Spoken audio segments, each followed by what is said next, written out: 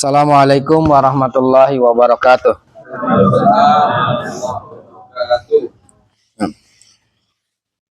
Innal hamdalillah nahmaduhu wa nasta'inuhu wa nastaghfiruh wa na'udzu billahi min syururi anfusina wa min sayyiati a'malina. Man yahdihillahu fala mudhillalah wa man yudlil fala hadiyalah. Asyhadu an la ilaha illallah wahdahu la syarikalah wa asyhadu anna Muhammadan abduhu wa rasuluh. Allahumma salli wa sallim wa barik ala nabiyyina Muhammadin wa ala alihi wa sahbihi wa man tabi'ahum bi ihsanin ila yaumiddin, amma ba'du. Bapak Ibu sekalian, jamaah A2C Kloter 31, yang semoga Allah Subhanahu wa taala senantiasa mencurahkan taufik kemudahan kepada kita untuk menjalankan ketaatan dan kebaikan dalam perjalanan ibadah ini, dan semoga Allah Subhanahu wa taala menerima semua amal soleh yang sudah kita lakukan dalam beberapa hari ini di negeri ini. Allah taala semoga menerima umrah kita, mengijabah semua doa-doa kita, dan kemudian Allah Subhanahu wa taala melipat gandakan ketaatan yang sudah kita curahkan. Allah Subhanahu wa taala semoga rahmati dan ampuni dosa kita semuanya. Amin ya rabbal alamin. Bapak Ibu sekalian rahimanallahu wa iyyakum, tentu merupakan nikmat terbesar bagi seorang hamba ketika Allah Subhanahu wa taala anugerahkan berada di negeri ini, berada di tanah suci ini, di kota Makkah Al-Mukarramah, yang mana Allah Subhanahu wa taala sebagaimana kemarin disebutkan ya, banyak sekali menyebutkan tentang kota ini dengan beberapa nama, Al-Baladil Amin, ya Bakkah dan yang lainnya. Bapak sekalian rahmanallahu wa iyyakum, kenapa kota Makkah ini menjadi spesial? Itu kan pertanyaan pertama. Ya, kenapa kota Makkah ini menjadi spesial? Kota Makkah ini jadi spesial pasti ada sebabnya. Apa penyebabnya? Kalau kita runut ke belakang, penyebabnya adalah satu hal, yaitu adalah ketaatan. Ya, penyebabnya adalah ketaatan. Ketaatan siapa? Ketaatan satu keluarga. Ya, ketaatan siapa? Satu keluarga. Keluarga siapa? Keluarga Nabi Ibrahim. Jadi bukan hanya sosok Nabi Ibrahim saja yang berperan di titik ini, tapi di sana juga ada sosok istrinya, yaitu Hajar, dan kemudian yang ketiga ada sosok putranya juga, yaitu siapa? Nabi Ismail. Nah, ya, sehingga dengan hal tersebut kemudian Allah Subhanahu wa taala berikan keberkahan pada doa-doa Nabi Ibrahim, Allah ijabah, dan dampaknya bahwasanya kota Mekah ini adalah kota yang memiliki histori yang sangat panjang dan kelak ya akan senantiasa terjaga sampai menjelang hari kiamat kelak. Nah, oleh sebab itu judul yang akan kita angkat di kesempatan pagi hari ini adalah menjadi hamba yang taat. Nah, ya, menjadi hamba yang taat. Itu dimulai dari prolognya dulu. Kenapa kita ada di sini? Ada di sini karena Mekah spesial. Ya, kenapa kemudian yang nggak spesial tuh Bekasi aja gitu, Ustaz? Kenapa nggak Bekasi aja gitu? Bekasi ada siapa? Ada kita, Pak. Ada apa lagi? Ada Bantar Gebang. Gitu ya. Aduh, jadi apa namanya ya? Ya udahlah, terkenalnya dari sisi yang lain ya. Seperti itu ya. Yang datang ya para pengamat-pengamat ya, kemudian ilmuwan-ilmuwan ya. Nah, ya, sekalian rahimanallah yakum. Jadi ini, kenapa Mekah spesial? Karena ketaatan. Nah, ketaatan inilah ya yang kemudian nanti akan kita sebutkan ya dari satu demi satu, kemudian yang lainnya. Sekalian Bapak Ibu sekalian rahimanallahu wa iyyakum, ada beberapa poin yang ingin saya sampaikan dalam tema ini, menjadi hamba yang taat. Nah, kalau melihat asal muasalnya adalah ya ketika Allah Subhanahu wa taala berfirman, wa ma khalaqtul jinna wal insa illa liya'budun. tidaklah Allah ciptakan jin dan manusia kecuali untuk beribadah. Nah, maka poin pertama berkaitan dengan menjadi hamba yang taat. Poin pertama adalah hidup ini cuma ada 3 pilihan. Tidak ada yang lain. Ya, hidup ini cuma ada 3 pilihan. Yang pertama, kalau tidak taat, maka akan jatuh kepada maksiat. Nah, ya, kalau tidak taat, maka akan jatuh kepada maksiat. Yang kedua, yaitu adalah kalau tidak melakukan sunnah Nabi, ya, petunjuk Nabi Sallallahu Alaihi Wasallam, maka seorang akan terjatuh kepada melakukan hal-hal yang baru, bid'ah dan yang semisalnya.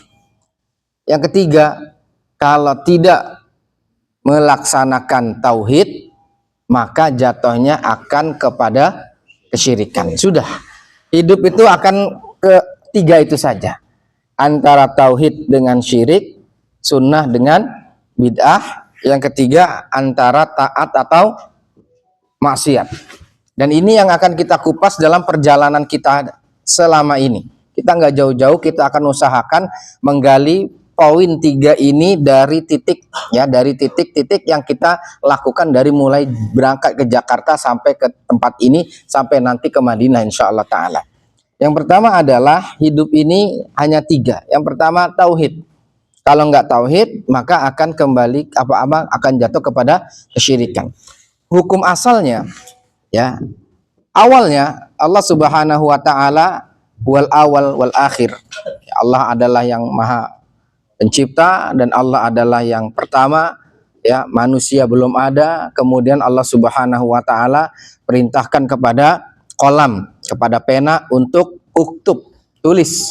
Uktub maqadiral khalqi qabla uktub maqadiral khalqi illa antaku masa'ah. Tulis takdir makhluk sampai nanti hari kebangkitan.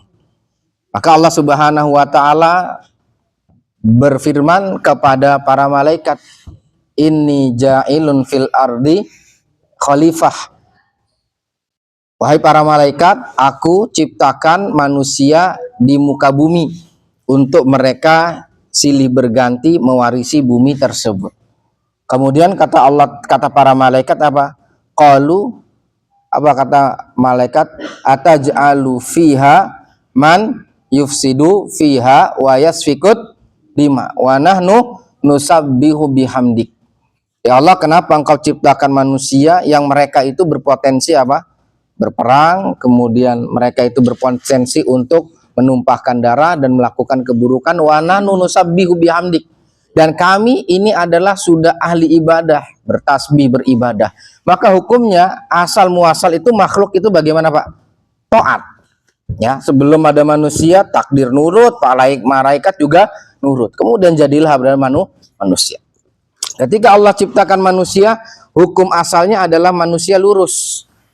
Ya, inni khalaqtu ibadi hunafa. Allah ciptakan manusia itu lurus, lempeng, di atas fitrahnya hanya menyembah Allah Subhanahu wa taala. Fajtalathumush syayatin. Kemudian dibikin menyimpang oleh siapa? Oleh syaitan. Caranya bagaimana?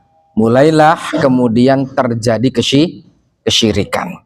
Mereka menyembah patung, menyembah berhala, menyembah sesuatu yang tidak bisa memberikan manfaat dan juga tidak bisa memberikan mudarat. Ya, kemudian turun-temurunnya lagi banyak manusia percaya kepada bintang-bintang, kepada ramalan, kepada mengundi nasib dan lain sebagainya.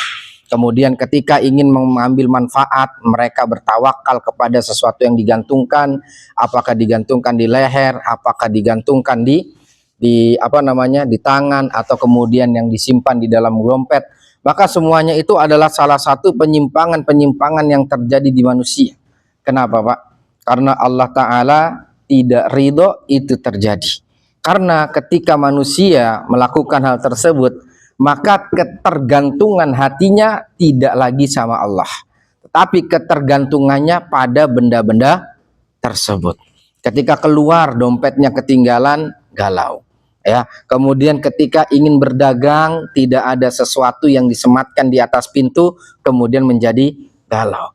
Ketiga, mohon maaf, ingin menikahkan, kalau tanggalannya itu tidak cocok, ya, kemudian apa? Menjadi gelisah. Nah, maka ini adalah salah satu bentuk apa? Bentuk kepasrahan dan ketundukan bukan kepada Allah.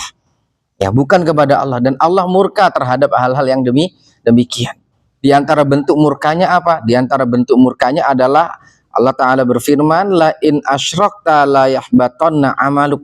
Kalau seandainya kalian melakukan kesyirikan, maka amal-amalnya itu akan hilang. Dan kita tidak ingin amal soleh yang kita lakukan puluhan tahun, sholat yang kita lakukan puluhan tahun, ibadah yang kita lakukan sekian lama itu buyar. Ya, itu buyar, itu menguap, tidak tersisa di hadapan Allah Ta'ala. Allah Ta'ala berfirman, ya, qul hal nunabbi'ukum bil aksarina a'mala. Mau enggak kami apa namanya? Kami beritahukan kepada kalian orang yang paling rugi. Apa? Alladzina dhalla sa'yuhum, yang usahanya keliru dan dia berharap dia orang yang paling sempurna nilai kebaikannya. Saya ambil contoh begini, Pak. Ada bocah masuk ruang ujian. Ya. Kemudian bocah tersebut paling pinter. Yang ketiga, untuk ngerjain soal cepat dan semuanya bisa dilahap dengan mudah. Soal begini tutup mata juga kelar. Intinya dia bisa, ya, dia bisa. Rasa percaya dirinya membawa dia berprasangka nanti ketika nilainya itu sudah dipampang, dia ada di deretan yang paling atas. Tapi apa yang terjadi, Pak? Ketika semuanya dibuka, tidak ada satupun namanya dia dari daftar yang lulus. Kenapa, Pak? Dia bisa ngerjain, bisa. Betul ngerjainnya, betul. Ikut waktu itu, ikut. Tapi ketika dibuka, nggak ada di daftar yang lulus. Apa penyebabnya, Pak? Ternyata di lembaran itu dia nggak nulis nama. Apa yang terjadi, Pak? Ya sudah, mau jawabannya betul, mau benar, mau ngikut, tapi tidak ada apa? Tidak ada nama, tidak ngikutin aturan yang telah ditetapkan. Akhirnya apa? Semua sia-sia. Nah, begitu juga. Aturan Allah adalah yang pertama adalah menjaga tauhid. Ya, menjaga tauhid.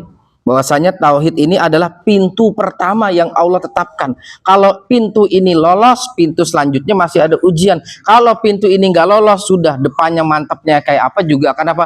Faja'alnahu haba'an mansura. Saya pernah sampaikan di suatu kajian, Aisyah pernah tanya di dalam Sahih Bukhari, ya Rasulullah, kaifa halu ibnu Jud'an fil akhirah? Ya Rasul, bagaimana keadaan Abdullah bin Jud'an di akhirat? Siapa Pak Abdullah bin Jud'an? Sudah pernah ada yang kenal? Belum. Kalau belum, kenalan dulu. Kenalannya di mana? Kuburannya saya juga nggak tahu. Jadi Imam Ibnu Katsir, ya, Imam Ibnu Katsir itu punya kitab namanya Al-Bidayah wan Nihayah. Beliau menyebutkan fi dzikrir rijalil masyhurin fil jahiliyah, orang-orang tenar, populer dan viral di zaman jahiliyah. Disebutkan diantaranya adalah Ibnu Jud'an. Beliau sebutkan di situ siapa Ibnu Jud'an. Awalnya dia ini pemuda Badr, bandel, ya, ditolak keluarga, ditolak masyarakat. Ya Allah, ngenes amat ya. Sudah keluar masyarakatnya nolak, keluarganya juga ngusir. Kabur dia dari kampungnya, dikejar ular, masuk goa. Saking ketakutannya orang, Mbak, kalau udah kondisi panik, apa yang terjadi? Ya sebisa mungkin, ya, sebisa mungkin dia lari. Dia udah tidak memperhatikan arah, sudahlah. Yang penting selamat. Dia tidak memperhatikan arah dan selamat. Ketika ularnya sudah nggak ada lagi, dia sampai di satu titik yang membuat matanya terbelalak. Oh, Pak, ternyata di hadapannya ada warisan peninggalan Bani Jurhum. Bani Jurhum ini tolong stabilo, dikasih font gede, kemudian di bold Pak. Ya, jadi apa? Bani Jurhum. Ini Bani Jurhum itu nanti akan banyak terucap dalam sejarah kota Mekah. Oke, kesimpulannya dia dapat apa Pak? Dia dapat warisan emas dan begitu banyak Bani Jurhum. Akhirnya diambil sebagian, nggak ada yang tahu. Dia pulang ke kampungnya, sekarang pulangnya petantang petenteng. Kenapa Pak? Ya bawa emas. Coba, mana yang nolak aneh? Udah ya datang petantang petentengnya, biasalah tabiat manusia. Ya ketika punya masalah diabaikan, ya kalau sudah ada yang kinclong kemudian dideketin ya. Akhirnya datengin tuh, akhirnya diterima semuanya. Oh, keluarganya nerima, kemudian habis itu gimana? Masyarakatnya nerima. Kurang nih, kabur lagi. Dan tidak ada yang tahu kecuali dia. Itu di samping.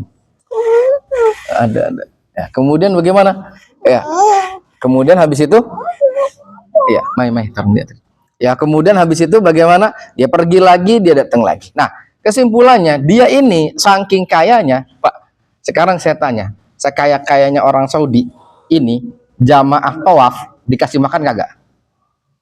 Nah, dulu setiap hari orang yang tawaf itu dijamin makannya sama Abdullah bin Jud'an. Dia ini kalau sudah nyiapin yang namanya apa Pak? Makanan itu sampai berapa Pak? Sampai 2000 onta. Jadi kalau Bapak ngelihat tuh kadang kan tadi pagi tuh ya ada mobil box yang nganterin menu ke restoran ya. Satu. Atau yang kedua, kalau kita ngelihat ada orang mau nikah, biasanya iringannya kan panjang. Coba bayangin 2000 mobil. Gitu. Crazy Rich Indonesia aja kayaknya belum ada yang kayak begitu. Ya, itu 2000. Ini Abdullah bin Jud'an. Dermawannya luar biasa, kemudian keterangannya luar biasa, khidmahnya kepada Ka'bah dan orang-orang yang datang untuk tawaf luar biasa. Apa yang ditanya oleh Aisyah, ya Rasulullah, bagaimana kabarnya Ibnu Jud'an di akhirat? Apa kata Nabi? Huwa finnar. Abdullah bin Jud'an di neraka. Ngeri nggak Pak? Ini Allah Ta'ala tadi bilang, Kul hal nunabbi'ukum bil aksarina a'mala. Mau nggak aku kasih tahu orang yang paling sengsara? Alladzina dolla sa'yuhum, yang mereka berusaha tapi salah. Wahum yahsabun, mereka mengira mereka adalah yang paling baik. Ibarat anak masuk ruang ujian, soalnya semua sudah dibocorin, kunci jawabannya udah dapat, bisa ngisi dengan benar, di hari kelulusan nggak ada namanya. Gara-gara apa? Kagak nulis nama. Ibnu Jud'an dermawannya luar biasa, setiap hari kasih makan. Dan semalam kemarin Ustadz bilang afdalus shadaqah sakyul ma, sebaik-baik sedekah kasih minum. 2000 bayangin.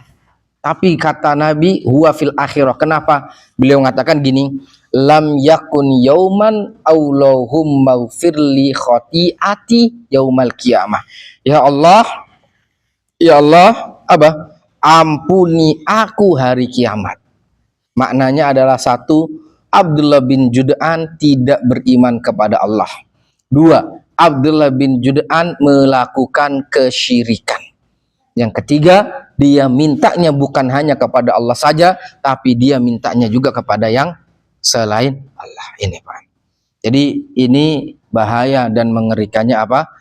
Kesyirikan. Maka ketika kita sudah sampai ke sini, dan di sini banyak syiar-syiar yang mengagungkan Allah Ta'ala, dari awal labbaik Allahumma labbaik labbaik la syarikalah labbaik innal hamda wan ni'mata laka wal mulk. Kalau kita sudah ngomong innal hamda wan ni'mata, dan semua nikmat laka itu milikmu, ya, semua nikmat itu milikmu. Kalau semua nikmat ini milik Allah, maka nggak pantas kita itu minta sama selain Allah.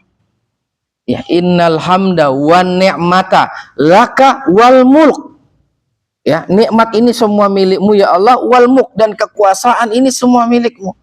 Jadi satu-satunya yang berkuasa di seantero ya alam semesta ini hanya satu nama, yaitu hanya nama Allah. Gak ada yang selevel apalagi yang menguasai.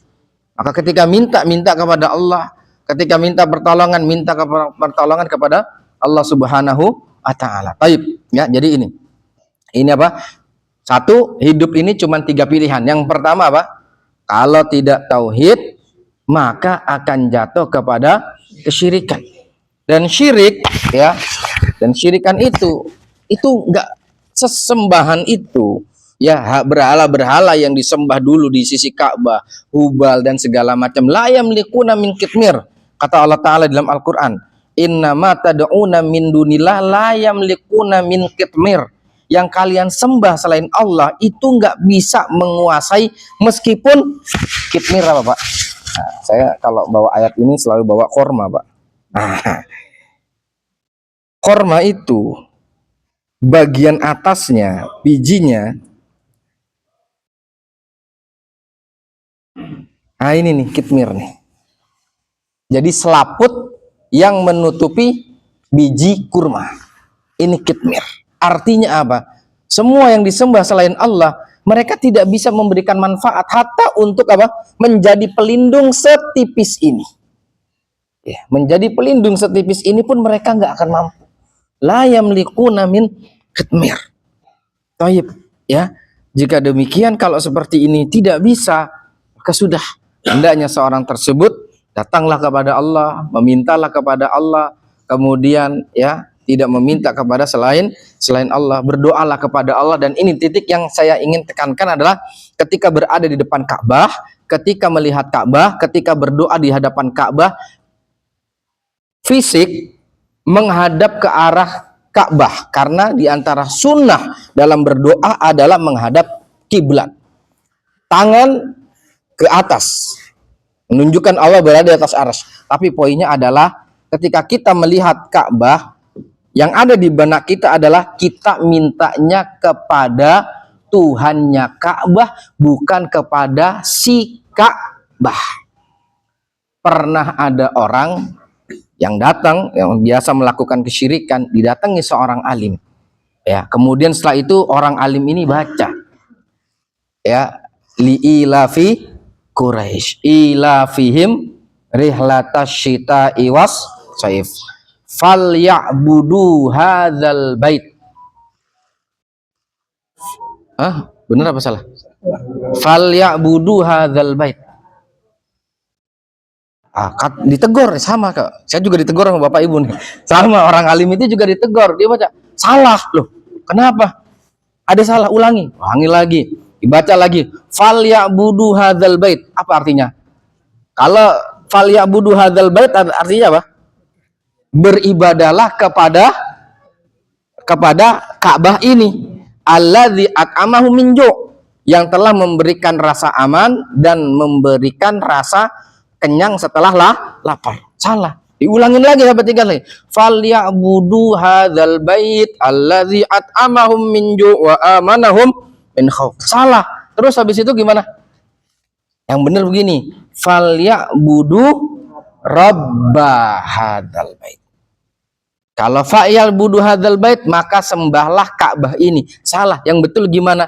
Yang betul kata orang tersebut adalah falyabudu rabba hadzal bait. Sembahlah Tuhannya rumah ini, yaitu sembahlah Tuhannya pemilik Ka'bah. Oh gitu. Kenapa?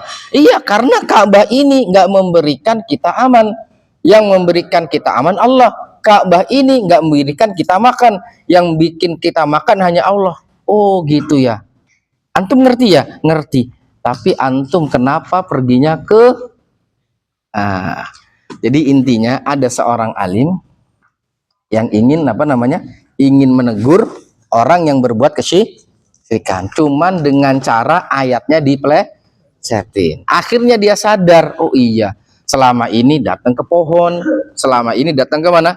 Ya, ke bebatuan, selama ini meminta jimat dan segala macam. Oh iya, ternyata pohon ini, jimat ini, semuanya ini tidak memberikan rasa aman, tidak memberikan, menghilangkan ketakutan, dan kemudian tidak memberikan kenyamanan. Baik.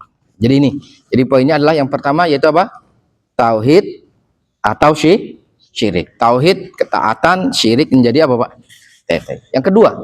Yang kedua adalah sunnah atau bid'ah, atau sunnah mengikuti Nabi atau tidak. Ini kemarin kita ambil dari gini Pak, ya, ketika kita tawaf, dari awal kita diajarkan tawaf itu Ka'bah dijadikan di sebelah kiri, kemudian berlawanan searah jarum jam. Kalau seandainya kalau ke arah sana itu kita punya ide, balik arah aja. Jadi tawafnya dari mana Pak? Masuk ke Hajar Aswad, belok kiri, biar apa namanya, biar rombongan kita sendirian, nggak ada itunya. Bisa nggak Pak kira-kira? Nggak bisa. Nyampe rumah saya dikomplain sama keluarganya. Oke. Terus yang kedua adalah ketika apa? Minum air zam-zam. Setelah minum air zam-zam, orang-orang pada lari ke sofa. Kita kemana Pak? Kita mulai dari Marwah aja. Dari Marwah ke sofa, Marwah ke sofa. Kira-kira bisa nggak Pak ibadahnya? Nggak bisa. Kenapa? Kan kemarin sudah bilang, nabda'u bima bada Allahu bihi. Kita mulai seperti yang Allah mulai. Dari mana? Karena Allah memulainya apa? Inna sofa wal marwatah, ya Allah Pak. Jadi penyebutan di dalam Al-Quran dari mulai lafat per lafadznya itu mukjizat. Ya. Alhamdulillah ya, kemarin saya itu yang magisternya di Ulumul Quran ya, jadi setelah saya pelajari, Masya Allah, benar-benar Quran itu dari lafat per lafadznya itu punya arti dan makna. Kenapa ini seperti ini, kenapa ini seperti ini. Nah, kemudian dari susunan ayat dengan ayat, kemudian dari susunan surat dengan surat, itu memiliki keterkaitan. Kenapa awal ayatnya seperti ini, penutupnya seperti ini, dan yang lainnya. Nah, Allahu a'lam bishawab. Jadi poinnya seperti itu, sunnah dan nanti juga akan di Madinah juga seperti itu. Nah, ini di Mekah, artinya apa? Apa yang sudah dimulai oleh Allah, kewajiban kita adalah taat apa? Ngikutin. Taat itu apa? Nurut. Taat itu apa Pak? Manut. Pak, kira-kira nih, kemarin kan udah ceritain ya sama Ustadz Sahal, kalau misalnya ya kita yang laki-laki pulang kerja capek, kemudian minta dibikinin teh, paling enak reaksi ibu-ibu gimana Pak? Ya, langsung apa Pak? Bergenak, ambil gelas, ambil apa? Ambil segala macam, tehnya diseduhin. Kan seperti itu Pak ya? Begitu juga ibu-ibu paling enak kan gini Bu ya, kalau sudah akhir bulan ngomong ke abinya, Bi, Pak, ya, ini bulan depan kebutuhan anak sekolah sekian. Paling enak gimana Bu? Kebutuhannya berapa? 2.500.000. Enaknya gimana Bu bapaknya? Aduh, kacau. Paling enak apa? Satu ya. Saya TF ya. Nomor rekening. Wah, mak paling demen ya kayak gitu sini. Enak kan ya? Iya. Wah, Masya Allah. Ya itu nurut manut, nggak perlu apa? Nggak perlu banyak komplain. Seperti itu. Bapaknya minta tolong, wah kalau kata netizen nih, ya kan netizen kan di medsos itu, ya di rumah tuh ada 2 bayi kecil dan bayi gede. Bayi kecil orok, bayi gede apa? Bapaknya.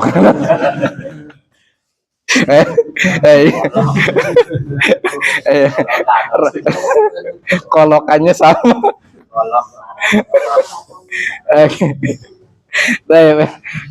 Kan paling enak kan gitu ya. Udah, bapaknya minta apa, siap, ada. Begitu juga ibunya minta siap apa, tinggal TF. Gitu juga Allah Ta'ala juga inginnya kepada kita gitu. Allah bilang inna sofa wal marwata, udah jalan aja, sofa marwah, nggak perlu kita tanya kenapa sih kenapa sofa, kenapa nggak dari marwah, nggak perlu, sudah lakukan aja.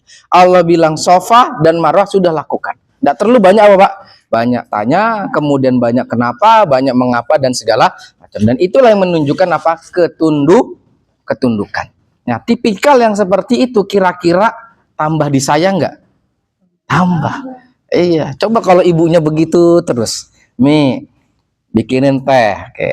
Mi ambilin nasi, Mi pijetin kaki, Mi tangan pegel, gitu. Ini habis tawaf yang ada yang kebalikannya Pak ya. Misalnya gitu type ya.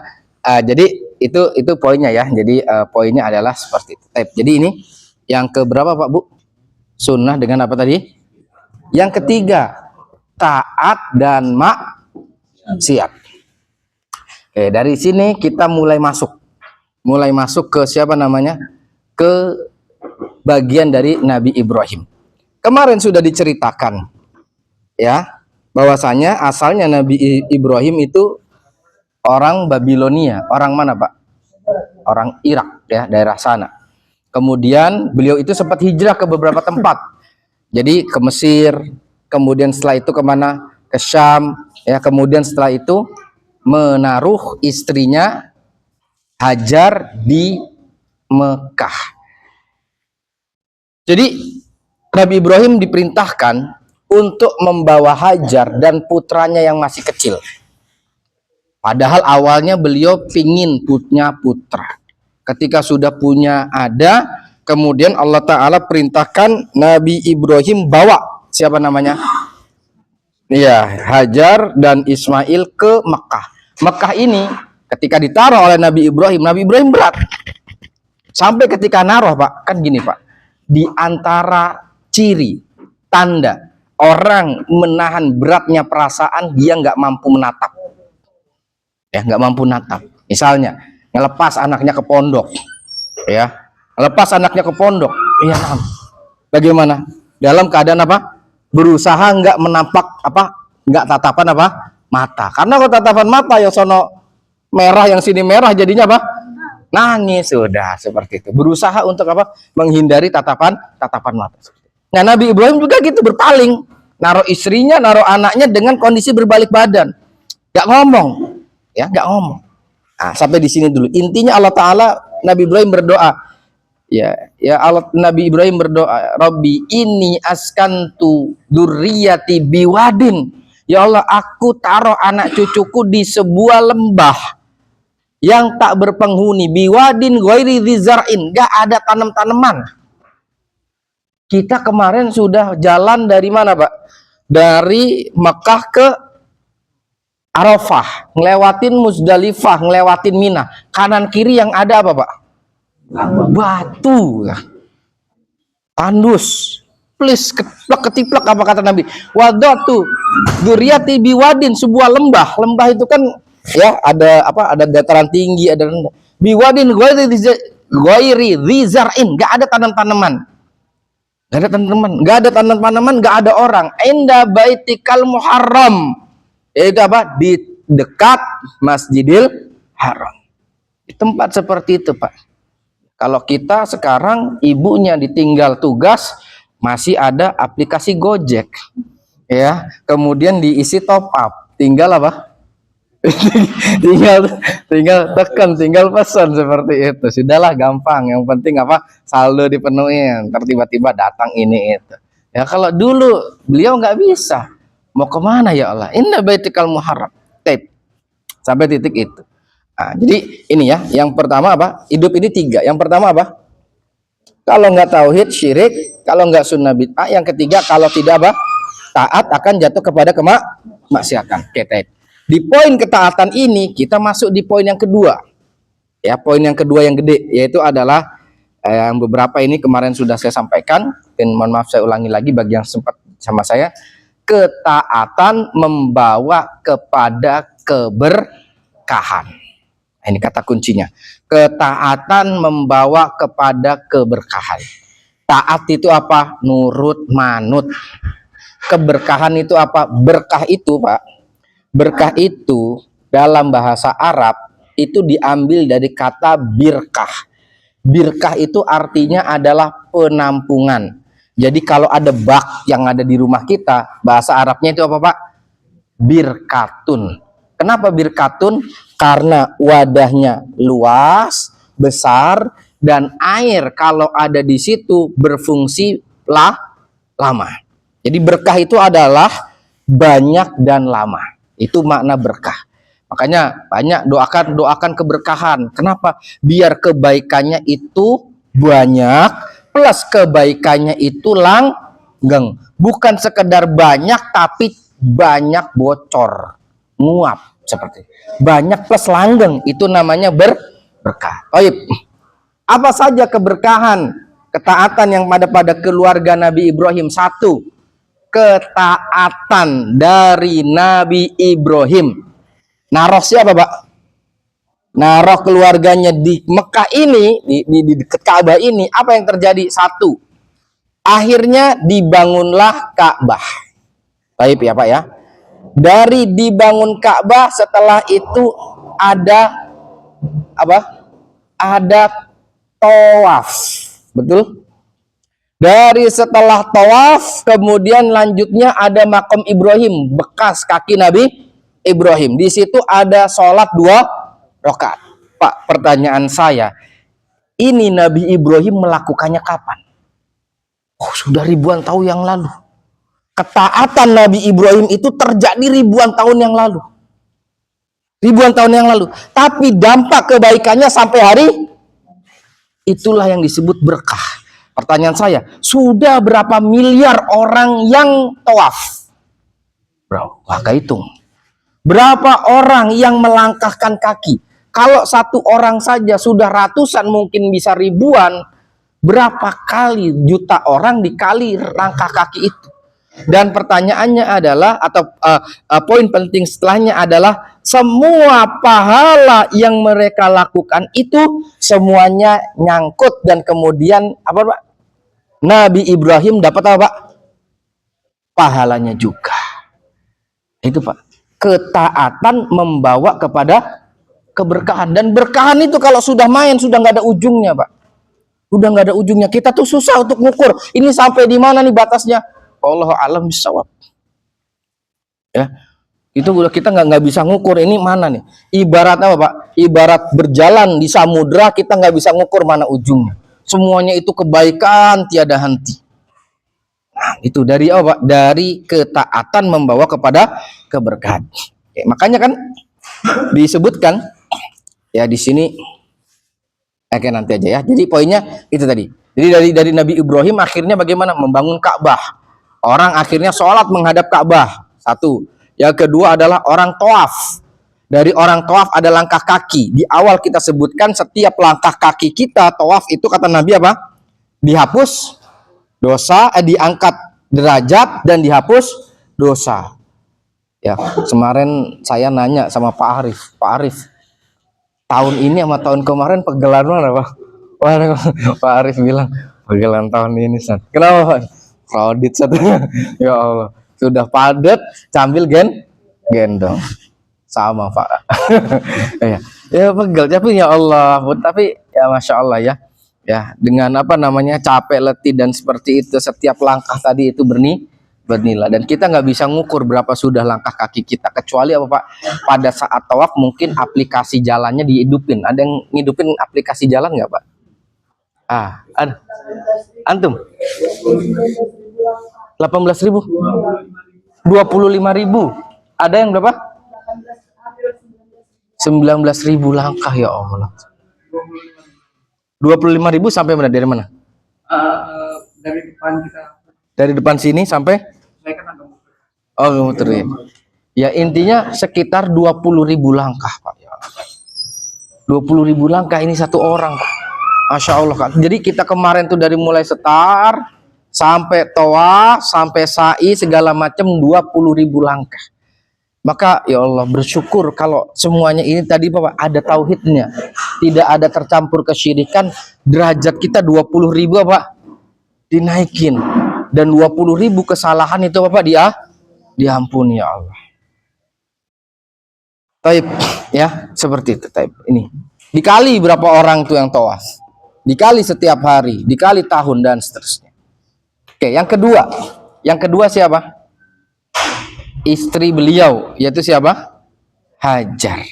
Apa bentuk ketaatannya? Kalau Nabi Ibrahim bentuk ketaatannya adalah nurut dan manutnya adalah anak istrinya suruh ditaruh di sono. Yang kedua bentuk ketaatannya adalah suruh bangun Ka'bah. Dilakukan. Efeknya nih sampai hari ini nih ada nih. Yang kedua siapa namanya? Hajar. Apa bentuk ketaatannya? Nurut manut, ditinggalin di situ. Ya, ditinggalin di situ apa Pak? Nurut manut. Kalau misalnya sekarang analogika kasar ya, mohon maaf ya. Bapak Ibu mau pulang kampung sampai Cipali, pintu mobilnya dibuka, istrinya suruh turun. Apa yang terjadi Pak? Besoknya viral. Besoknya viral nih. Ini suami-suami yang tidak tahu diri nurunin. Ketika ditanya siapa yang nyuruhmu, malaikat Jibril. Wah, tambah viral lagi. Ada nabi palsu. Wah, ya Allah ya Rabbi. Gak mungkin ya, cuman ini analogi.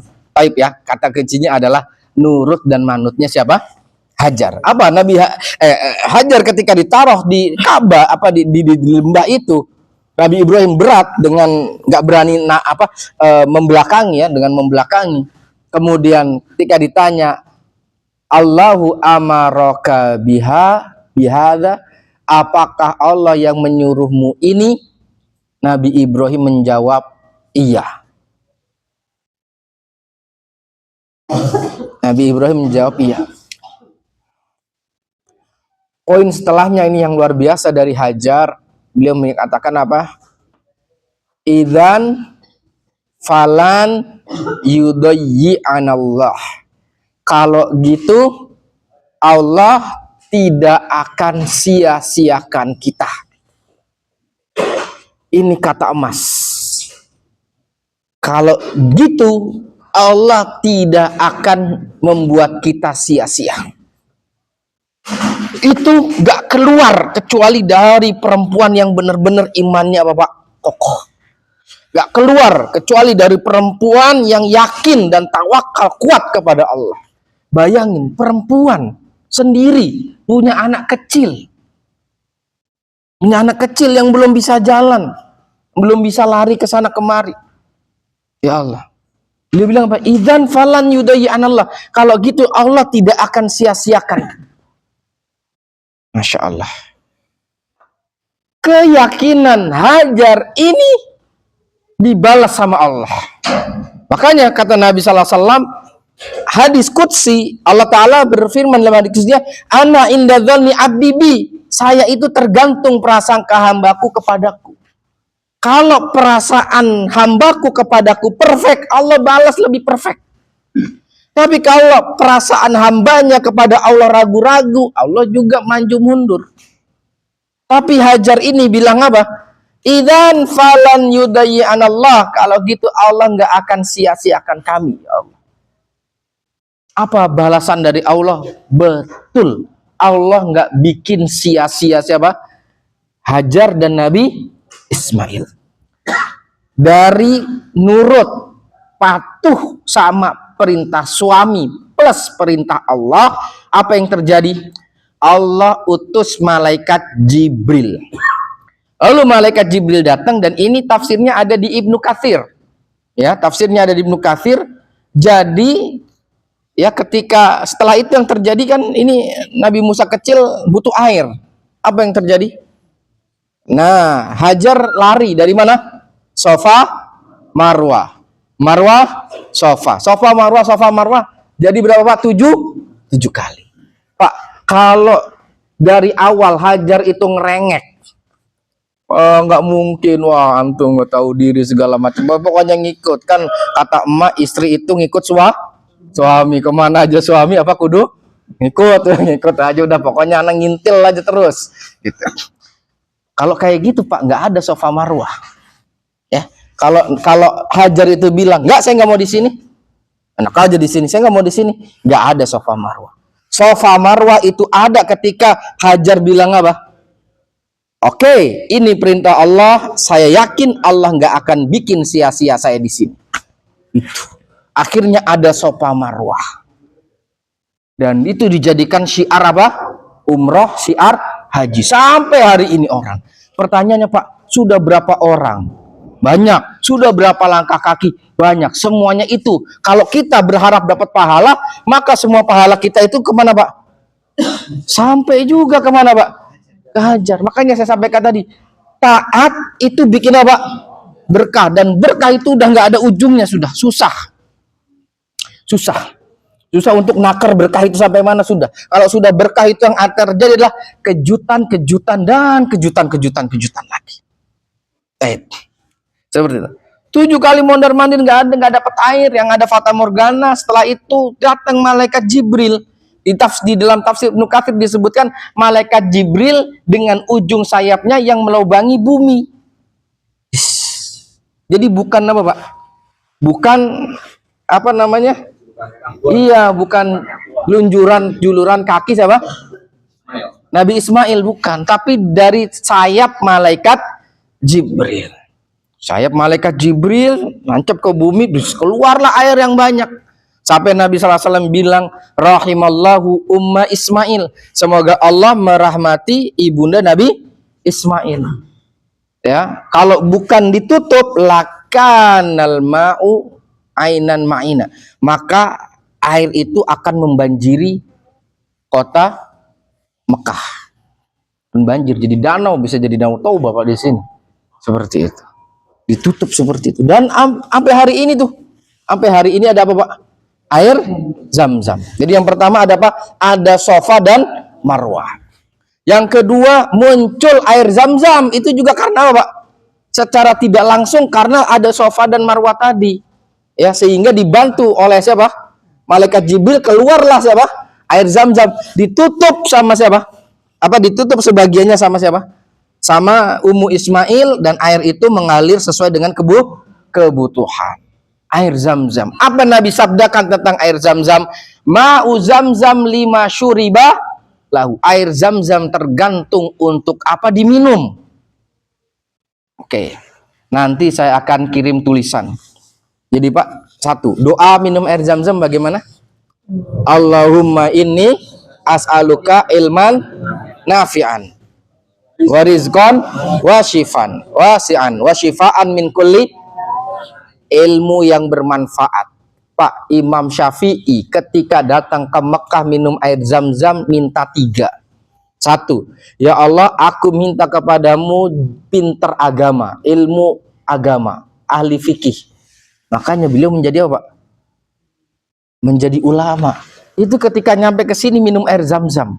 Makanya setelah itu Imam Syafi'i jadi apa, Pak? Jadi ulama ahli fikih yang ilmunya nyampe ke Indonesia. Itu Pak, dari air Zam-Zam muncul Imam Syafi'i. Imam Syafi'i ngajar orang, ngajar murid, beliau dapat pahala. Muridnya ngajar, dapat pahala. Itu se-Indonesia ketika disebut Imam Syafi'i, siapa yang nggak kenal? Kalau disebut, mohon maaf, Pak Syafi'i mungkin ada yang kenal, ada yang nggak kenal. Tapi ketika disebut Imam Syafi'i kenal, itu berarti ilmu. Semua dapat pahalanya. Dapat pahalanya lagi, dapat pahalanya lagi. Pahala semua itu dari satu pintu Imam Syafi'i saja itu sudah berapa? Baik. Selanjutnya lagi apa? Ilman nafi'an wa rizqan wasyian. Ada seorang ulama yang alim yang dinyinyirin. Kan gitu Pak ya. Jadi ustadz kan serba salah Pak ya. Jadi kiai kan serba salah. Ketika kiainya miskin, bilangnya gimana Pak? Tuh kan, jangan jadi kiai miskin gitu. Kalau kiainya kaya gimana Pak? Masa kiai kaya? Waduh, salah mulu. Ampun, kayak salah mulu. Terus kudu piye kan gitu kan ya. Sekolah kudu piye gitu. Saya harus apa gitu. Baik, intinya dulu ada seorang ahli ilmu ya, ulama miskin. Ya, kemudian dia sering ya seperti itulah ya, miskin segala macam. Cuman dia punya satu niat, dia nggak ingin menjadi celaan manusia, dan yang kedua nggak ingin orang itu banyak buat dosa karena dirinya. Akhirnya diminum air Zam-Zam, jadi apa Pak? Minal aghniya, jadi termasuk di antara ulama-ulama yang kaya. Nanti saya akan tulisin, terjemahin ulama kaya yang kayaknya kita belum ada di Indonesia. Nanti akan saya ceritain. Sekarang beli oleh-oleh dulu nanti kan beli oleh-oleh dulu nanti pas sesi beli oleh-oleh nanti saya akan tuliskan ya. Oke, intinya seperti wa syifaan min kulli da'in. Ibnu Abbas, kalau beliau apa Pak? Kalau bapaknya Abbas sakit perut dan segala macam, dikasih air Zam-Zam, kemudian apa Pak? Sembuh. Jadi intinya dengan air Zam-Zam, satu, ada yang minta kesembuhan, Allah berikan kesembuhan. Dua, ada yang minta hajat, Allah kabulkan hajatnya. Di antara hajatnya apa Pak? Kalau kelaparan, minum aja air Zam-Zam. Jadi kalau Bapak ini iktikaf tuh, dari mulai jam berapa tuh? Setengah tiga sampai jam berapa? Jam 7 Pak. Apa syuruk berapa jam? 4 jam. Mungkin lapar segala macam, bawa air Zam-Zam. Mungkin dari hotel Zam-Zam minum. Ya Allah, mudah-mudahan dari jam sekian sampai jam sekian saya kenyang. Dan ini pernah dibuktikan oleh sahabat Abu Dzar Al-Ghifari ketika beliau awal-awal masuk Islam, masuk ke kota apa Pak? Ke kota Mekah itu masih sembunyi-sembunyi, diem-diem. Apa Pak kalau diem-diem sekarang Pak? Ngumpet-ngumpet. Apa kata beliau? Makastu syahron. Saya tinggal di Mekah sebulan. Fama akaltu ila ma'a Zam-Zam. Aku sebulan ngumpet-ngumpet, nyelinep-nyelinep, cuman minum air Zam-Zam. Apa kata beliau? Hatta samintu. Sebulan minum air Zam-Zam gemuk. Gemuk, Pak. Cuman minum air Zam-Zam. Yang kedua, hajat dan kebutuhan. Yaitu seorang ulama ya yang diberi lakab At-Tirmidzi, kalau kemudian malam masuk Masjidil Haram, dia bilang gini, dia minum air Zam-Zam, ketika minum air Zam-Zam dia doa kepada Allah, ya Allah, mudah-mudahan semalaman ini enggak buang hajat. Kenapa? Karena Masjidil Haram gelap. Dan orang dulu kalau buang hajat ya di mana Pak? Padang pasir. Kalau dia keluar potensi nginjek najis.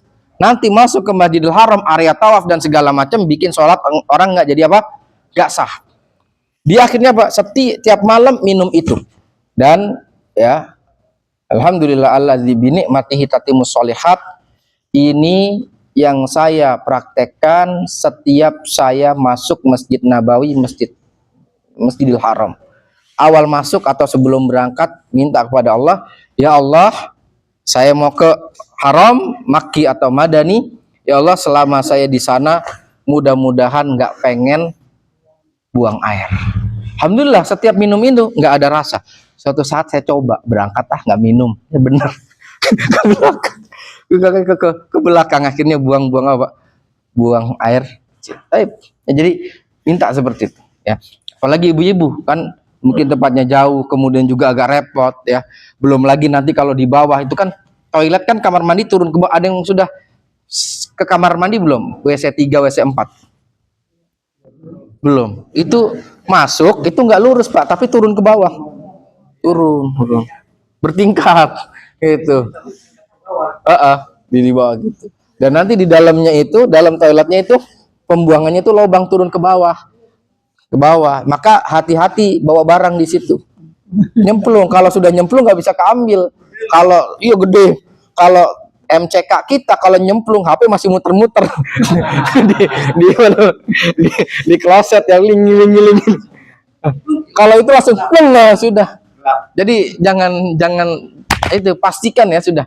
Apapun itu, apakah itu HP atau apa pokoknya yang ada, apakah itu duit dan segala macam, pastikan semua berada di dalam tas ya.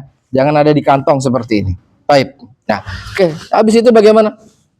Yaitu dia minta seperti itu. Kemudian yang Imam sih pernah dengar hadis riwayat Hakim? Pernah dengar Pak? Hadis riwayat Ibnu Hibban, hadis riwayat Ibnu Khuzaimah. Itu 3 imam itu jadi ulama ahli hadis. Ketika mereka datang ke Mekah, mereka telah minum air Zam-Zam. Apa doanya Pak? Ya Allah, semoga saya bisa bikin buku yang bagus. Jadilah buku-buku itu. Ya Allah, itu buku. Wah, sekarang susah ribet lagi deh Pak, udah. Hitung-hitungannya itu udah jebol kalkulator. Dari Hajar turun apa? Jadi air Zam-Zam. Dari air Zam-Zam Imam Syafi'i. Imam Syafi'i apa? Murid-muridnya ilmu Syafi'i banyak. Sudah ngukurnya susah. Dari air Zam-Zam turunan selanjutnya Ibnu Hibban, kitab hadis. Saya punya itu 12 jilid. Ya, saya punya itu 12 jilid. Turun itu banyak itu sudah. Kemudian Hakim, kemudian apa Ibnu Khuzaimah. Itu banyak ya Allah. Ngukurnya sudah susah. Apa tadi Pak? Ketaatan melahirkan keberkahan sudah. Jadi kata kuncinya apa Pak? Nurut manut. Makanya judulnya apa tadi? Menjadi hamba yang taat. Mekah spesial karena apa? Karena orang-orang yang taat ini. Terakhir, yang ketiga Ismail. Nabi Ismail, apa yang terjadi? Ketika Nabi Ibrahim mimpi ini ana fil manami ani adbau kafan jurmadzatar. Wahai Nabi putraku Ismail, saya mimpi saya nyembelihmu. Apa jawaban Nabi Ismail? Ya abati if'al ma tu'mar, lakukan apa yang diperintahkan. Engkau akan dapatiku termasuk orang yang sabar. Jadi bapaknya mau nguji anaknya taat sejauh apa. Pak, kadang respon anak kita Pak ya, ketika kita mau berangkat umroh macam-macam. Kalau anak saya sendiri yang masih kecil Pak, yang satu itu kelas 4, yang satu masih kelas 1. Bilang, nanti Abi mau Umi mau berangkat. Apa yang terjadi pertama? Mewek. Kemarin mau berangkat juga apa masih? Ini respon pertama. Nah, tapi apa Nabi Ismail? Laksanakan. Kayak petugas upacara. Upacara hari ini siap dilaksanakan. Laksanakan. Oh, nggak pakai babi bu langsung tegap. Wah, Nabi Ismail laksanakan. Apa yang terjadi? Dari ketaatan Nabi Ismail lahirlah peristiwa kurban sampai hari ini. Jadi pertanyaannya, kenapa Mekah spesial? Karena ketaatannya siapa? Satu keluarga. Siapa saja? Nabi Ibrahim, Nabi Hajar, kemudian Nabi Ismail. Pertanyaan serupa, kenapa Bekasi nggak istimewa? Karena orangnya kita yang ya Allah. Makanya banyak kesini supaya nyuci dosa ya Allah. Mudah-mudahan kita pulang, kita bisa mewarnai dengan hal-hal baik sehingga negeri kita, kota kita, lingkungan kita bisa menjadi spesial. Nah, ya. Ini yang keberapa Pak? Yang kedua ya. Poin yang pertama tadi kita, hidup ini hanya 3 pilihan. Tauhid atau syirik, sunnah atau bid'ah. Yang ketiga apa? Taat atau maksiat. Bagaimana taat? Turunannya yang nomor 2, yaitu apa? Keberkahan menghasilkan apa? Ketaatan melahirkan keberkahan. 1, 2, dan 3. Oke. Kemudian setelah itu adalah keberkahan, ketaatan itu standarnya adalah ketundukan. Standarnya ketundukan, bukan apa? Bukan kecocokan. Maksudnya apa? Cocok di analogi atau tidak. Saya singkat. 1. Nabi Nuh. Nabi Nuh diperintahkan oleh Allah, wasna'il fulka biwahyina wa ayunina. Buatlah bahtera yang besar. Ya, buatlah bahtera yang besar. Apa yang terjadi setelah itu, Pak? Yang pertama terjadi respon manusia adalah dijadikan apa? Olok-olokan. Ya. Tapi Allah sudah firman, innahum lamughraqun, mereka itu akan tenggelam. Ya. Wala tukhatibni fil ladzina dzalamu innahum lamughraqun. Maka kamu nggak usah komplain kepadaku tentang orang-orang yang akan merespon dengan olok-olokan itu. Mereka akan tenggelam. Sudah Nabi Ibrahim bikin perahu bahtera yang besar sebelum adanya hujan. Apa yang terjadi setelah itu? Kalau dipikir pakai logika, ya hujannya aja nggak ada, ngapain bikin perahu? Tapi ketika hujan turun, manusia akhirnya butuh perahu. Kemudian yang kedua, yaitu adalah ketika Nabi Musa dikejar-kejar oleh siapa? Nabi Musa dan Bani Israel. Makanya kan gini Pak, Bani Israel itu adalah kaum yang benar-benar bengal, keras kepala. Mereka itu sempat mengalami masa perbudakan. Sebagaimana, mohon maaf, tadi Hajar, saya belum sempat sepil sedikit Hajar. Hajar ini putri raja, sempat menjadi budak. Makanya dihadiahkan kepada Sarah. Sarah menghadiahkan kepada Nabi Ibrahim. Kemudian setelah itu jadilah istri dari Nabi Ibrahim. Ini Pak, apa yang pelajaran yang bisa diambil? Begitulah perjalanan hidup Hajar. Awalnya putri raja langsung turun. Meluncur drastis jadi apa Pak? Jadi budak. Ya Allah Pak, coba bayangin. Mohon maaf ya. Ngeri ada CCTV di sini. Ibarat di sebuah negeri raja, tiba-tiba di zaman ini anak raja itu jadi pembantu, Pak. Apa yang terjadi, Pak? Habis sudah dibully media segala macam. Tapi habis itu derajatnya Allah naikin lagi. Bukan jadi putri raja, bahkan menjadi apa? Istri Nabi, ibunda dari seorang Nabi. Bu, nah ini Bu, buat ibu-ibu nih Bu. Maka apa pelajaran yang bisa diambil? Bersabar dan bersetialah menemani perjalanan hidup suami. Hajar gitu, naik turun tuh. Insya Allah yang terjadi di kita tidak seperti siapa? Hajar yang dari tinggi, hancur, tingginya langsung apa? Luar biasa. Baik, ya, seperti itu. Jadi tadi poinnya siapa namanya? Siapa Nabi Musa. Ketika sudah Bani Israel ini apa Pak? Terdesak, dikejar sama siapa? Sama Fir'aun dan kaumnya. Apa Allah Ta'ala firmankan? Ya, beliau firmankan wa auhayna ila Musa anidrib bi asokal bahar. Wahai Nabi Musa, apa Pak? Pukulkan tongkatmu ke laut. Cuman sebelum itu ada satu bagian yang terlewat, yang jarang disampaikan seorang atau manusia. Apa Pak? Ini sudah di endingnya. Sebelum itu ada satu bagian, yaitu apa? Allah Ta'ala firmankan falamma tara al-jam'an, ketika dua pasukan sudah bertemu, depan lautan air, belakang lautan manusia, qalu Bani Israel ngomong begini Pak, inna lamudrokun, habis nih, kita pasti kena. Itu omongan Bani Israel. Qalu inna lamudrokun, habis nih, kita pasti kena. Mau lari kemana lagi? Lamudrokun kena nih. Ibarat Pak, dalam kondisi hidup kadang ada tuh mentoknya, betul Pak ya? Mentok ke sini. Kayaknya bingung kita tuh mau cari jalan keluar tuh apa? Ibarat berada dalam suatu ruangan mati lampu.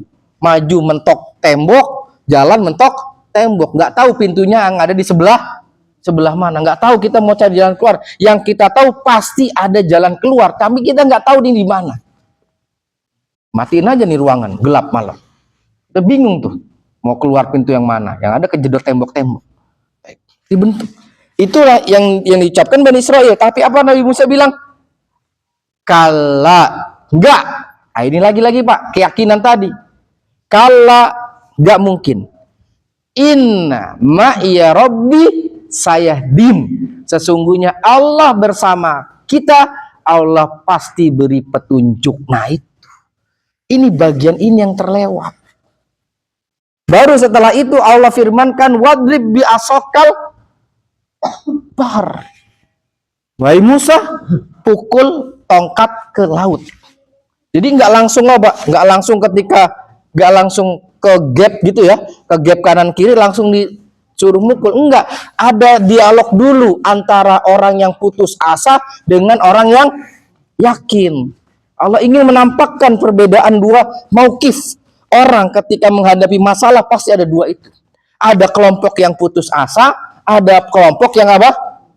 Yang yakin. Kadang yang putus asa yang istri, yang yakin yang suami. Kadang kebalikan, yang ngedrop yang laki, yang yakin yang perempuan. Contoh kemarin siapa? Nabi Muhammad sempat galau, takut. Tapi yang yakin siapa? Nabi Khadijah. Sampai di apa namanya? Suatu perkataan yang sangat indah apa? Demi Allah, Allah nggak akan menyia-nyiakanmu. Engkau itu orang yang baik, ya, menolong tetangga, berbuat baik kepada orang miskin, membantu orang-orang yang membutuhkan. Itu kan suatu kalimat yang sangat memberikan dorongan apa Pak? Mental dan moral yang sangat luar biasa. Kepada siapa Pak? Kepada Nabi Muhammad sallallahu alaihi wasallam. Ya ini. Jadi seperti itu. Oke, taib. Yang terakhir, apa yang kaitannya dengan kita di sini? Nabi Ibrahim setelah membangun Ka'bah diperintahkan oleh Allah Ta'ala. Ya, kemarin juga sempat dibacakan ayatnya. Wa adzin finnas bil haji ya'tuka rijalan wa ala kulli dhamirin ya'tina min kulli fajjin amiq. Wahai Nabi Ibrahim, panggil, serulah manusia, panggil manusia untuk datang berhaji, untuk tawaf di sekitar Ka'bah. Jadi Nabi Ibrahim setelah bangun Ka'bah disuruh oleh Allah Ta'ala untuk panggil manusia untuk datang ke sini. Kalau Nabi Ibrahim bilang, di sekarang mana ada manusia? Manusia cuman saat itu yang beriman cuman 3. Siapa Pak? Nabi Ibrahim, istrinya Nabi Ismail, dan satu lagi disebutkan oleh para ulama adalah Nabi Lut. Satu lagi adalah Nabi Lut. Makanya sebelum malaikat menghancurkan kaum Sodom, malaikat kan bertamu dulu ke rumah Nabi Ibrahim. Itu kan karena mereka itu paman sama ponakan sama paman. Antara Nabi Ibrahim dengan siapa? Nabi Lut. Jadi ibaratnya adalah malaikat itu sowan dulu kepada yang tua, kepada Nabi Ibrahim. Ini kita nih akan hancurin nih kaum Lut. Nah, kaum Lut itu adalah kaumnya ponakan antum. Seperti itu. Fadl, silakan habisin aja. Gitu. Udah dia habisin. Oke, taib. Jadi seperti itu. Itu di surat apa? Al-Munafikun. Inna bura'a'u minkum wa mimma ta'buduna min dunillah. Ya, sesungguhnya kami kufur kepadamu. Ketika disebutkan buro'a, dalam satu tafsir disebutkan Al-Wasit, disebutkan wakanu arba'ah. Mereka cuma 4 orang yang hari itu beriman. Cuman itu saja. Semuanya Pak lainnya kafir. Kufur, penyembah kesyirikan. Baik. Setelah bikin Ka'bah ini bilang apa? Allah Ta'ala azin, panggil manusia supaya apa? Datang untuk apa? Tawaf. Kalau logika kita, satu, siapa yang mau dipanggil? Yang ada orang kafir semua. Yang kedua, siapa yang mau dipanggil? Suara saya cuman radiusnya apa? Sampai berapa? Sampai sini doang. Tapi apakah perintah Allah direspon dengan kecocokan akal? Enggak. Perintah Allah direspon dengan apa? Ketundukan. Nabi Nuh enggak merespon dengan kecocokan akal. Masa sih cocok, enggak cocok, masuk akal logis, enggak. Kemudian Nabi siapa tadi? Nabi Musa, ya. Masa palu bisa apa? Atau tongkat bisa belah lautan? Enggak, sudah. Kemudian Nabi Ibrahim juga demikian. Serulah, dipanggil oleh Nabi Ibrahim. Apa disebutkan di dalam tafsirnya, Pak? Ini dibawakan di dalam tafsir Ibnu Katsir. Ya, dibawakan di tafsir Ibnu Katsir di ayat ini, azin, panggil manusia supaya mereka bisa datang menunaikan haji, umroh, jalan kaki, dan dari berbagai macam daerah lembah yang sangat dalam mereka akan berbondong-bondong datang. Apa kata Ibnu Katsir? Qala ya ayuhan nas, wahai sekalian manusia, inna rabbakum qad ittakhadha baitan. Sesungguhnya Rabb kalian telah menjadikan rumah yang dimuliakan. Fahujju, datangilah. Ya, fahujju, datangilah.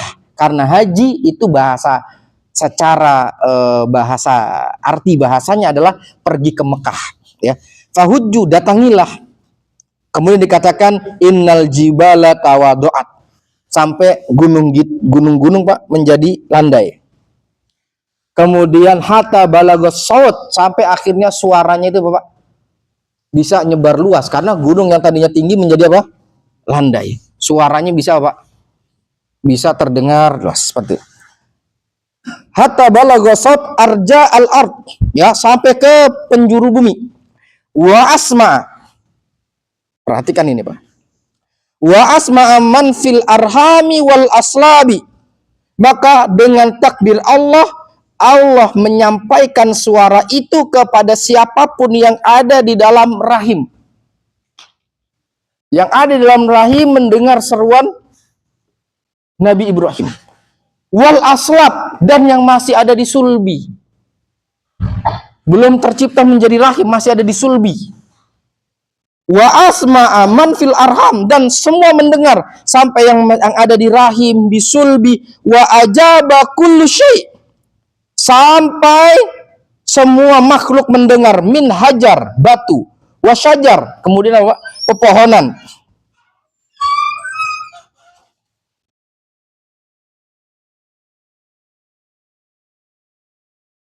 Dan di antara orang yang mendengar seruan itu adalah waman kataballah annahu yahuj ila yaumil qiyamah.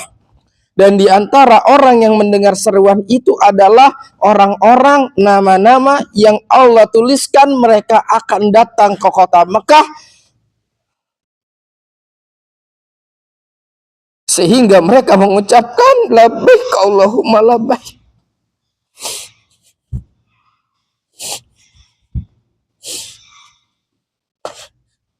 Sehingga mereka datang ke sini dengan mengucapkan apa? Labbaik Allahumma. Jadi Allah jadikan kita, Allah takdirkan kita termasuk yang dulu pernah mendengar seruan Nabi Ibrahim ini. Makanya ketika kita mulai pakai ihram, kita baca apa? Labbaik Allahumma labbaik.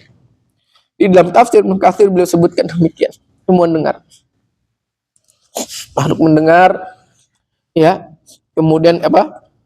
Ya, semua penjuru bumi mendengar, yang ada di rahim mendengar, yang masih di tulang sulbi mendengar, yang masih ya berada fase-fase sebelum itu semua mereka mendengar.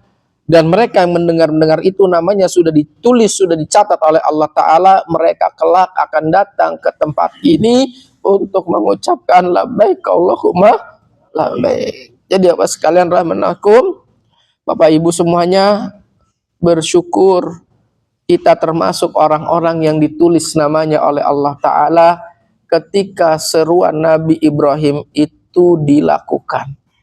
Nama-nama kita termasuk orang yang dispesialkan oleh Allah Ta'ala. Kenapa kita bisa menjadi spesial? Karena kita ditulis. Kenapa nama kita ditulis? Karena spesialnya Nabi Ibrahim nurut dan manut ketika suruh apa Pak? Panggil. Coba kalau Nabi Ibrahim, ya Allah nggak ada speaker. Seperti itu, nggak ada speaker, ya Allah gimana mau manggil, nggak ada seruan itu, dan kita nggak bisa datang kemari, ya Allah. Jadi ini Bapak Ibu sekalian rahimanallah yakum, kita bersyukur, berarti kita termasuk diantara orang-orang yang apa? Yang dipanggil oleh Allah Ta'ala untuk kemari, ya seperti itu. Nah, maka kemudian ketika Nabi Ibrahim setelah itu menaruh siapa Pak? Menaruh anak dan istrinya di Ka'bah. Apa doa Nabi Ibrahim? Waj'al afidatan minan nas tahwi ilaihim. Ya Allah, jadikan hati manusia itu suka kepada mereka. Apa kata Ibnu Katsir? Falaisa ahadun min ahlil Islam. Dan tidaklah ada seorang pun dari Islam ini illa kecuali wa huwa yuhinnu ila ru'yatil Ka'bah wa tawaf. Kecuali mereka itu rindu ketika pertama kali ngelihat Ka'bah langsung. Yakin kemarin ketika pertama ngelihat Ka'bah ada yang nggak kuat nahan air mata. Ada yakin? Ya. Nah, yakin. Kata Imam Katsir, ini termasuk dari apa? Ijabahnya doa Nabi Ibrahim. Waj'al afidatan minan nas. Ya Allah, jadikan hati manusia cenderung kepada mereka. Apa kata Imam Katsir? Orang-orang ketika melihat Ka'bah pasti akan apa? Akan rindu. Apalagi besok ketika mau pulang, ya Allah. Berapa saya lihat orang itu jalan ngelihat Ka'bah tuh mundur. Di jalan mundur. Ka'bah di bawah itu ibu-ibu kadang dia mau pulang, ini saya paham nih, ini pasti dia habis ini dia mau check out dari hotel. Ya, pulang. Pulangnya jalan mundur, Pak, supaya mata itu masih ngelihat apa, Pak? Masih Ka'bah, ya Allah. Bisa kesini lagi enggak ya? Ya Allah, kau kasih saya bisa kunjung ke sini lagi enggak? Atau ini tatapan terakhir langsung ke Ka'bah? Makanya kenapa Nabi Muhammad itu milih Gua Hira? Kenapa Nabi Muhammad milih Gua Hira, Pak? Padahal kan kalau kita perhatikan, Gunung banyak di sini. Betul ya? Kenapa yang dipilih Gua Hira? Pertama, di dalam syarah Sahih Bukhari, kitab Bulughul Amani disebutkan bahwasanya kakek beliau yang namanya siapa? Abdul Muthalib itu perintis pertamanya. Jadi perintis pertama yang berdiam diri di Gua Hira itu kakek beliau, yaitu siapa? Abdul Muthalib. Diterusin cucunya siapa? Nabi Muhammad. Syukran. Kemudian yang selanjutnya apa? Yang kedua adalah kata para ulama bahwasanya Gua Hira adalah gua yang memang punya akses untuk melihat langsung ke Ka'bah. Punya akses yang langsung melihat ke Ka'bah.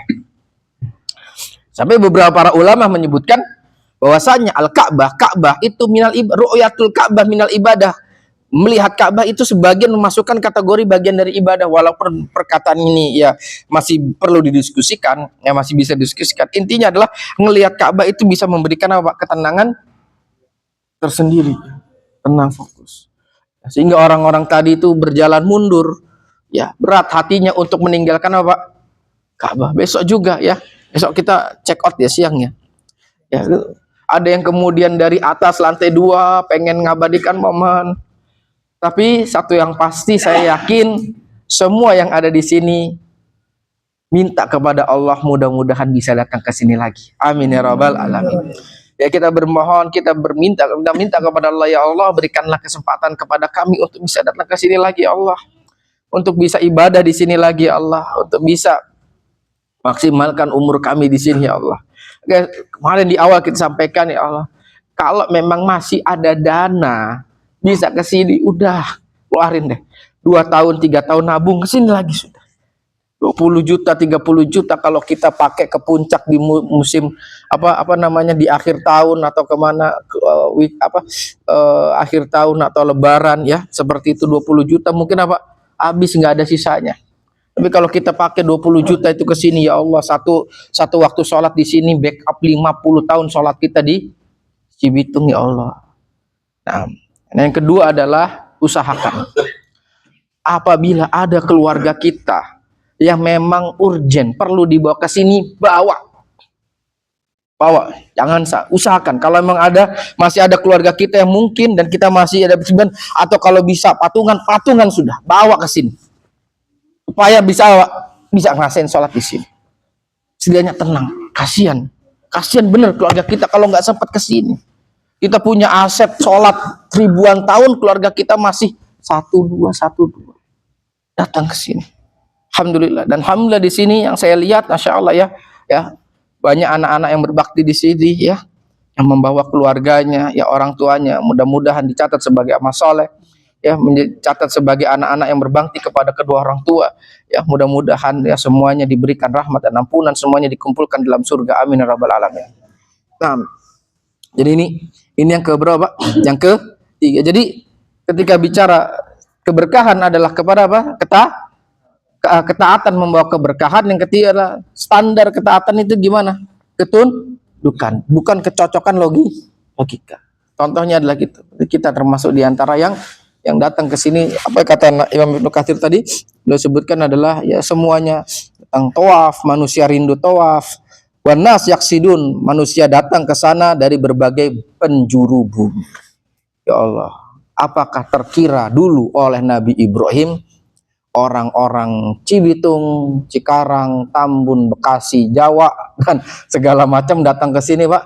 Mungkin Nabi Ibrahim pun kagak kenal yang namanya apa, Pak? Iya, kagak kenal yang namanya apa? Telaga Sakinah kan gitu. Mungkin Nabi Ibrahim juga nggak kenal ya. Tapi masya Allah bisa datang ke sini. Baik. Yang terakhir, yang keempat, bahwasanya ketaatan, kebersamaan dalam ketaatan membawa kepada keabadian. Ya, kebersamaan dalam ketaatan membawa kepada keabadian. Oh, Pak, akan dikumpulkan di dunia dan di akhirat. Apa kata Allah Ta'ala? Jannatu adnin, surga Aden, yadkhulunaha, akan dimasukin oleh apa? Yadkhulunaha waman sholaha, oleh orang-orang beriman dan orang-orang yang soleh min abaihim, bapak-bapak mereka, wa azwajihim, istri-istri mereka, wa dzurriyyatihim, dan anak cucu mereka. Kumpul semuanya, Pak. Kenapa, Pak? Gimana kumpul semuanya? Inilah reuni terindah. Reuni terindah, Pak, ya. Semua bisa. Ya. Lintas generasi. Ya, yang belum pernah ketemu cicit akhirnya tahu cicitnya kayak apa. Ya, kalau saya sendiri mentok cuman ketemu kakek nenek, di atasnya kakek nenek apa buyut ya, buyut. Saya sendiri belum tahu wujud buyut saya seperti apa. Allah, semuanya kumpul ya, dukhulunaha wa man sholaha min abaihim wa azwajihim wa dzurriyyatihim. Apa kata Allah Ta'ala? Ya, salamun alaikum, selamat kepada kalian. Diucapin selamat, Pak. Selamat, selamat. Ini kalau taat. Tapi kalau maksiat, waliyadzubillah. Kalau kata anak sekarang, Pak, nggak ngotak. Kalau kata Gen Z sekarang, Pak, nggak ngotak. Kenapa, Pak?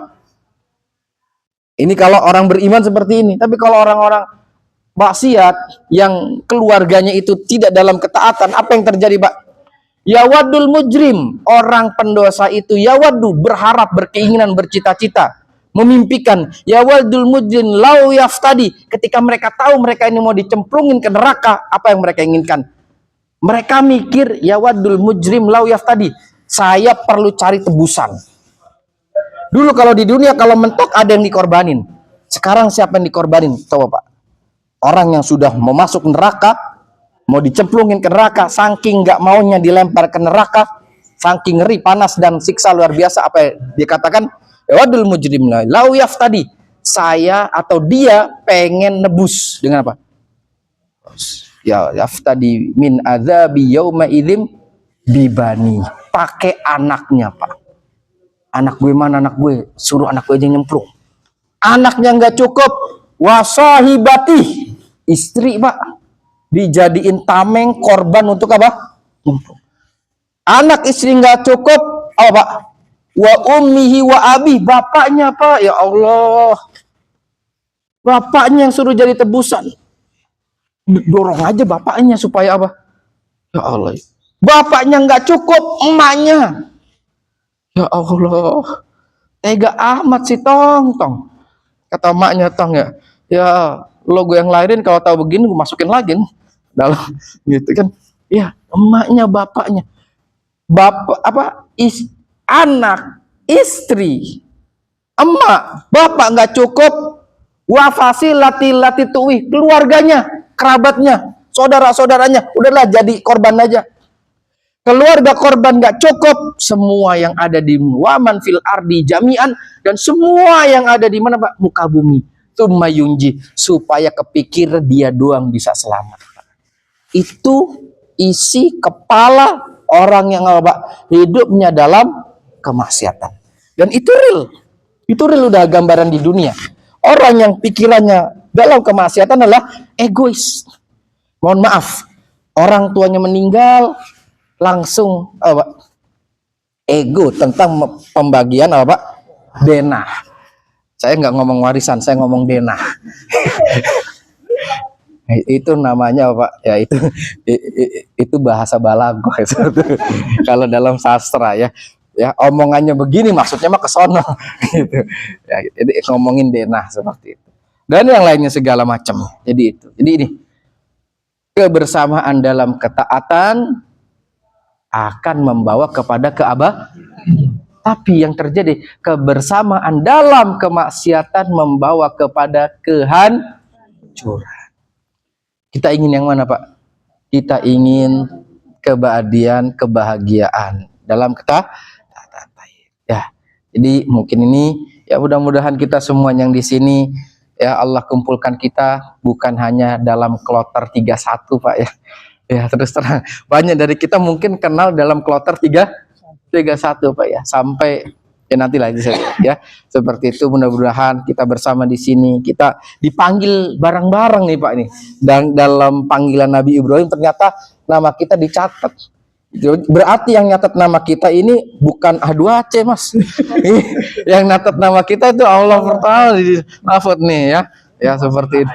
Ya, ada aja cuman wasilah aja. Nah, ya, selesai. Tapi nggak apa-apa ya. Al wasail laha ahkamul maqasid. Wasilah itu memiliki kedudukan seperti tujuan. Ya, pahalanya tetap sama insyaallah. Ya, maksudnya. Ntar saya diaduin lagi kalau tuh Satamikus. Ada rekaman, ada bukti fisik kok gitu. Waduh, repot. Oke, taib ya. Seperti itu. Jadi ini saya rasa dari start sampai finish, dari mukaddimah sampai penghujung, saya coba sebisa mungkin dari prolog awal masuk dari step by step sampai kemudian finishnya apa. Mudah-mudahan kita bisa senantiasa dalam ketaatan, kebahagiaan dalam ketaatan dan keabadian. Amin ya rabbal alamin. Sekian rahimahku. Bagaimana caranya? Intinya adalah tetap jaga keikhlasan. Apa di antara keikhlasan? Di antara keikhlasan adalah tidak berharap pujian dari manusia, tidak berharap apa? Respon dari manusia. Contoh, kebetulan sebelum berangkat saya itu 2 minggu yang lalu bahas tema ikhlas ya di masjid yang dipimpin oleh Pak Casoro ini. Ya, tema ikhlas. Di antara yang disebutkan adalah dianggap ikhlas bisa jadi nggak ikhlas. Gimana Pak? Ketika kita pulang, mungkin tetangga kita nggak respon.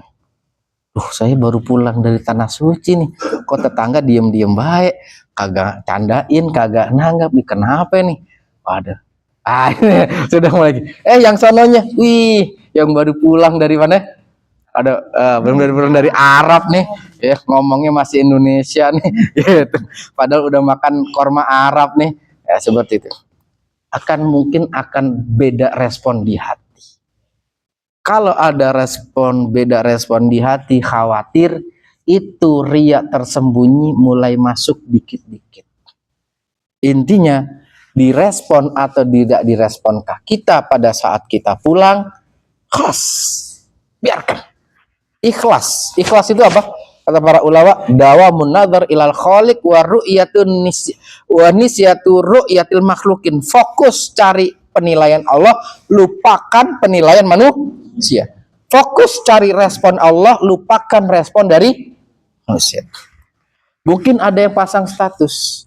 Ketika pasang status dilihat yang sudah baca berapa nih, seperti itu. Oh, ada yang sudah kasih love, iya baru ada sudah kasih love, ada yang kemudian respon pakai WA, ada ya bestie gue kagak respon apa nih, wah gitu, wah gimana nih, wah jangan ya itu mulai itu. Kadang ada sedikit tau Pak, sedikit sudah. Mau respon atau tidak respon, nggak masalah. Kalau ada respon, kita respon baik. Nggak ada respon, sudah acuhkan, abaikan. Ya seperti itu. Jadi ini khawatir di antara bentuk-bentuk tadi apa? Apa namanya? Riya terselubung. Riya tersembunyi. Sudah fokus saja. Nah, mau dipanggil Pak Haji kek, mau dipanggil Syekh kek, mau panggil apa? Sudah silakan. Mereka bercanda, kita respon dengan candaan. Kalau nggak ada yang respon, sudah seperti itu. Baik ya, seperti itu. Mudah-mudahan Allah jadikan amal kita amal yang ikhlas. Ya, Allah jadikan semuanya kita terus ya diberikan kemudahan ya dalam menjalankan ketakwaan dan amal soleh di sini. Intinya minta taufik. Taufik itu apa? Taufik itu kata Imam Ibnu Rajab Al-Hambali di dalam kitab Jami'ul Ulum wal Hikam, itu adalah seperti orang yang mana kena angka 10. Artinya Bapak, tepat sasaran. Kan kadang gitu ya, di masjid ini kita bingung. Saya mau jalan ke sini atau jalan ke sono ya? Mau ke sini kok. Ternyata jalan ke kanan dibuang jauh. Waduh, keluarnya lewat pintu yang mana nggak tahu nih. Tadinya lewat sini aja mendingan. Kadang kan kita gitu tuh. Yang satu lagi ngomong, alhamdulillah saya lewat sini. Saya bingung tuh, dialahin sama askar ke sini. Bener tepat. Intinya, Pak, kalau kita mencapai titik yang kita inginkan sesuai tepat sasaran, itulah namanya taufik. Makanya minta taufik terus. Kalau udah minta taufik, kalau udah lokasi taufik, Pak, dapat, Pak. pas dapat orang bagi-bagi kurma, dapat kebetulan samping gitu. Nanti habis lagi maghrib lagi ya, tiba-tiba ada orang ngajak minum kopi Arab. Wah, kata temennya di kamar, kok gue nggak kedapetan mulu ya. Aduh, aduh, ya udah, gitu ya. Terus kan banyak ya. Nah, intinya adalah ya kalau seperti itu mendapatkan hal seperti taufik, makanya minta terus banyakin taufik ya. Pas pengen masuk ke matof, alhamdulillah bisa ya ke area tawaf. Pas pengen sholat di dekat makam Ibrahim, ya intinya seperti bukan hanya di Mekah, tapi nanti juga di Madinah. Di Madinah masih ada raudhah, masih ada segala macamnya. Minta taufik, minta terus taufik, karena taufik adalah tadi apa? Tepat, ibarat busur dilepaskan, nancep di angka 10. Udah nggak ada lagi yang lebih spesial dibanding angka 10. Nah, minta taufik ya. Makanya di buku saya yang di mana Pak tuh? Doa ya. Doa kan ada dari hadis ya, doa Quran, doa hadis. Doa hadis yang pertama apa? Minta hidayah. Allahumma inni as'alukal huda wa tuqa wal afafa al ghina. Apa alasannya? Karena permintaan pertama di dalam Al-Qur'an adalah hidayah. Ihdinas siratal mustaqim. Kemudian yang kedua, kenapa doanya Allahumma hdini wasaddidni? Itu kenapa Allahumma hdini wasaddidni? Allahumma inni as'alukal huda wasadat. Ya Allah, saya minta hidayah. Ketika dapat hidayah, ya Allah, mudah-mudahan bisa karena ulama tuh bilang begini Pak, hidayah itu kan ada yang global, ada yang terperinci. Yang global gimana? Ada orang dibikin sholat, tapi yang realitanya di dalam soft macam-macam. Ada yang pikirannya melayang, ada yang pikirannya fokus. Nah, orang yang pikirannya melayang itu namanya baru dapat hidayah yang global. Orang yang sudah sholat plus bisa fokus itu namanya apa? Hidayah global dan terperinci. Kita termasuk dipilih Allah untuk datang ke Mekah dan Madinah untuk umroh. Ini hidayah global. Hidayah terperincinya apa? Selama di sini dimudahkan untuk berbagai macam ketaatan. Jadi selain hidayah global, kita masih butuh hidayah parsial. Makanya itu saya sampaikan di nomor 2 itu apa? Allahumma hdini wasaddidni. Allahumma inni as'alukal huda wassadad. Cukup, saya rasa. Saya nggak tahu saya tadi dikasih berapa lama ya. Lupa tadi belum nanya. Oke, cukup ya. Mudah-mudahan yang sedikit ini bermanfaat. Mudah-mudahan yang ini bisa kembali membakar semangat kita ya untuk di akhir-akhir momen di di Mekah ya, di Masjidil Haram ini. Jangan lupa ya, minta kepada Allah mudah-mudahan tahun depan ya, kesempatan selanjutnya bisa datang lagi ya ke Haramain ini ya. Mudah-mudahan syukur-syukur ya bisa dengan ya Pak Abdul Hakim lagi di H2C. Antum mau datang ke sini lagi kan ya? Mau dan. Karena juga mau sebetulnya. Itu. Iya. Sebetulnya itu tadi Pak. Maksudnya peta. Enggak, canda. Ya mudah-mudahan bisa datang ke sini ya, bisa datang dengan keluarga, dan itu sudah terbukti. Tahun lalu ada yang datang ya cuman 2, tahun ini datang dengan keluarga. Insya Allah ya, mudah-mudahan yang lain juga bisa seperti itu. Amin ya rabbal alamin. Nah, kurang lebihnya mohon maaf, mohon dibukakan butuh maaf ya apabila ada hal yang kurang pas ya, kurang nyaman didengar ya, kurang pas untuk diterima di telinga dan hati, mohon dibukakan pintu maaf yang sebesar-besarnya. Kesempurnaan hanya milik Allah Subhanahu wa taala. Kita minta ampun atas segala keterbatasan dan kekurangan kita. Fadhal.